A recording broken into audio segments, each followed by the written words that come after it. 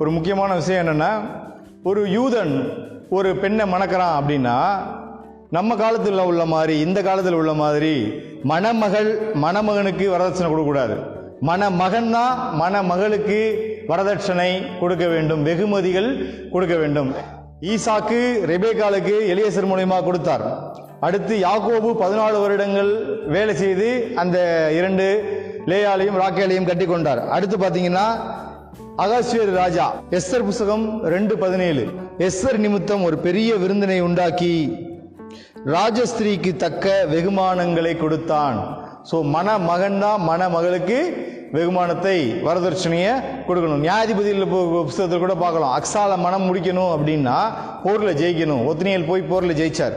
So ஏதாவது ஒரு கிரிகைகள் மூலியமாகவோ, வேலை செய்வது மூலியமாகவோ, பணம் கொடுப்பது மூலியமாகவோ வரதட்சணை பழைய காலத்தில் மணமகன் வீட்டார் தான் கொடுக்கணும். அப்படி கூட்டிகிட்டு வந்த பெண் தான் இந்த ரெபேக்காள்.